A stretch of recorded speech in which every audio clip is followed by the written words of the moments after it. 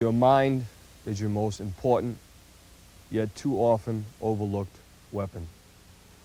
Without the proper mental training, all the other aspects of self-protection are useless. First thing I'd like to go into is your breathing. Many people, when they're confronted with fear, will hold their breath, breathe shallow, or hyperventilate.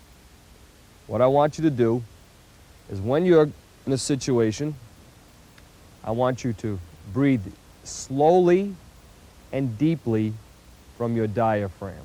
Again, breathe slowly and deeply from your diaphragm.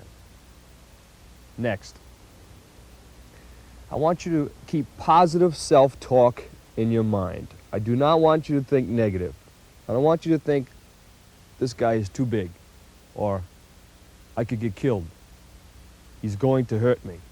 He's going to win.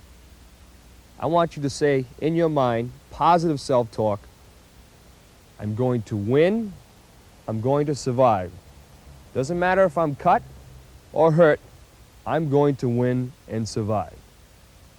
Next, I want you to visualize as you go throughout your day, no matter where you are. Example, you're in an elevator and a man approaches. I want you to visualize in your mind what you would do if this man turned into an attacker. I want you to look around and see what weapons are available and what you would do with your natural weapons, means of escape, etc. It doesn't matter where you are, that's an example. I want you to think like that. This will help you in case you're in a self-defense situation not to freeze or go into shock. You want to train your mind. Next, when you strike, I want you to ki-ai. The ki-ai is the shout of your fighting spirit. But when you ki-ai, I want you to say no. Again, you take that, control your breathing, relax, and when you strike, you ki-ai, expel all the air from your lungs. And what this will do is help the adrenaline surge in your body, give you increased strength, give you a psychological advantage over your opponent. Next, I want you to take that fear, I want you to remember this, take that fear and turn it into anger. I don't want you to let the fear beat you. I want you to win. Take that fear and turn it into anger. Now, a lot of people have a problem with this.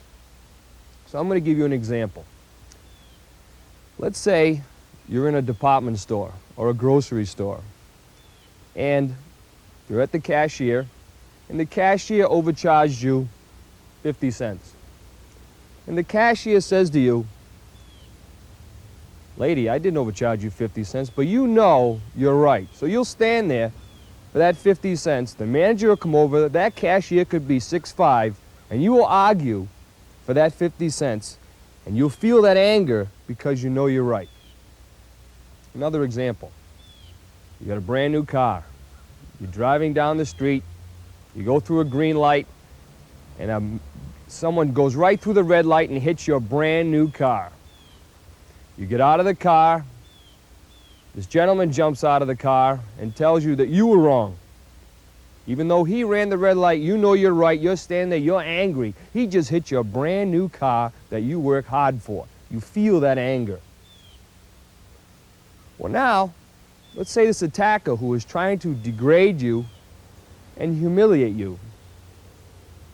I want you to take that fear and turn it into anger, just like that anger you felt in those two particular situations.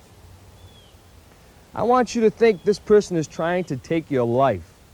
I want you to think of your loved ones, the career that you've worked hard for, and take that fear and feel that adrenaline surge and use it to plan your escape and your attack.